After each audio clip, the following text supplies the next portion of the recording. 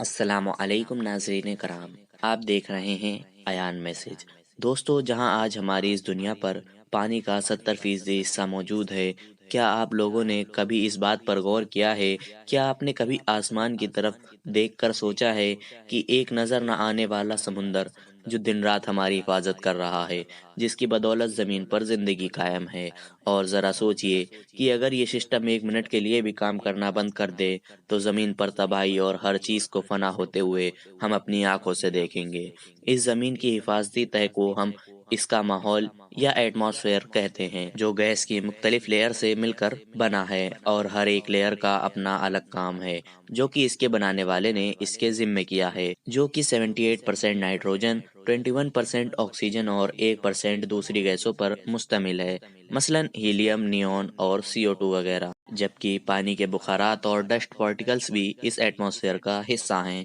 Troposphere, جو کہ زمین کی سب سے قریبی لیئر ہے، جو کہ زمین کی سطح سے 10 کلومیٹر اونچائی پر موجود ہے، اور ہم انسان اس ٹروپوسفیئر کے اندر رہنے کی وجہ سے ہی ہر طرح کے موسم کو انجوائے کر پاتے ہیں، کیونکہ تقریباً تمام ایٹماسفیئر کے پانی کے ویپرز اسی لیئر کے اندر موجود ہوتے ہیں،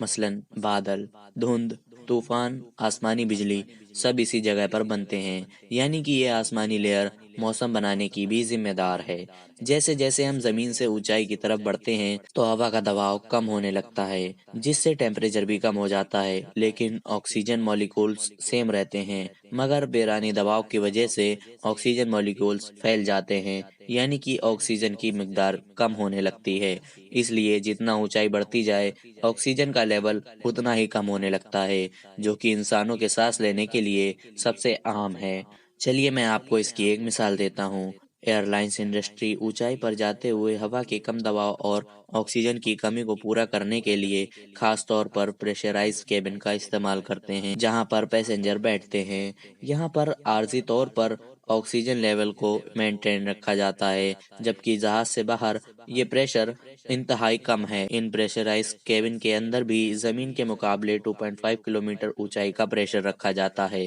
یعنی کہ زمین کی سطح کے مقابلے 25% کم۔ 2.5 کلومیٹر کی اونچائی پر بنا کسی ماڈرن ٹیکنالوجی کے پرواز کرنا انسانوں کے لیے ایلٹیٹیوڈ سکنس یا ہائپوکسیا کی وجہ بن سکتی ہے۔ یہ ایک ایسی کنڈیشن ہے جس کے اندر باڈی مسلز اور دماغ میں آکسیجن کی کمی آہستہ آہستہ سے ہونے لگتی ہے، اور ایسا لگاتار ہونا موت کی وجہ بن سکتا ہے۔ ایک اسٹڈی کے مطابق 25,000 فٹ کی اونچائی پر ایک عام انسان نارملی 2 منٹ تک سوچ اور سمجھ کے ساتھ یعنی کہ کانشیس رہ سکتا ہے، 3 منٹ تک خاموشی سے بیٹھ سکتا ہے، جبکہ 30,000 فٹ کی اونچائی پر یہ ٹائم 50 سے 75 سیکنڈ اور 40,000 فٹ کی بلندی پر یہ لمٹ 18 سے 30 سیکنڈ رہ جاتی ہے۔ 8,848 کلومیٹر کی اونچائی، جو کہ ماؤنٹ ایوریسٹ کی اونچائی ہے، یہاں پر کچھ ہی منٹ کے اندر آکسیجن کی کمی کی وجہ سے انسان کی جان بھی جا سکتی ہے، کیونکہ زمین کے مقابلے انسان کو یہاں پر تیسرا حصہ ہی آکسیجن ملے گی، یعنی کہ 8,000 میٹر یا اس سے اونچائی کی کوئی بھی جگہ انسانوں کے لیے موت ہے۔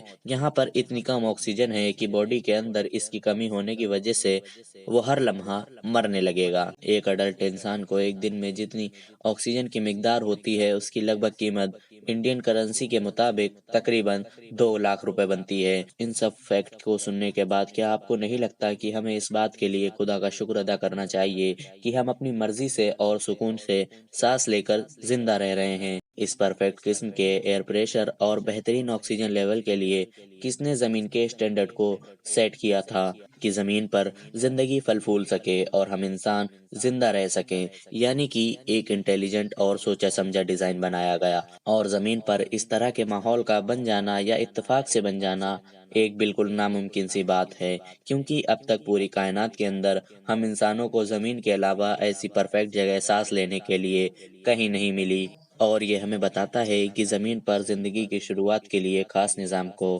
خود سے یہاں پر رکھا گیا، اور یہ کسی رینڈم ایونٹ سیریز کا نتیجہ نہیں ہے، بلکہ خود سے سوچ سمجھ کر اسے بنایا گیا۔ یہ اتنا پرفیکٹ ڈیزائن ہے کہ جسے اس کے بنانے والے نے نشانی کے طور پر انسانوں کے لیے چھوڑ دیا، تاکہ انسان اس پر غور و فکر کر کے اور اسے سمجھ کر اپنی ہر ایک سانس پر اپنے رب کا شکریہ ادا کرے اور جان جائے کہ اتنا پرفیکٹ نظام خود سے بن جانا کوئی اتفاق نہیں ہے۔ اور اسی چیز کو قرآن کریم نے کچھ اس طرح بیان کرتے ہوئے کہا، تو جس شخص کو خدا چاہتا ہے کہ ہدایت بخشے اس کا سینہ اسلام کے لیے کھول دیتا ہے، اور جسے چاہتا ہے کہ گمراہ کرے اس کا سینہ تنگ اور گھٹا ہوا کر دیتا ہے، جیسے کہ وہ اونچائی پر چڑھ رہا ہے۔ اس طرح خدا جو ایمان نہیں لاتے ان پر عذاب بھیجتا ہے۔ دوستو، اس حقیقت کو آج سے 1400 سال پہلے عرب کے لوگ بالکل جانتے تک نہیں تھے، اور آج جدید ٹیکنالوجی کی مدد سے اس کا کانسیپٹ، ماحول اور آکسیجن کی اہمیت کو جان پائے ہیں، جو کہ ایک بار پھر اس بات کی گواہی دیتی ہے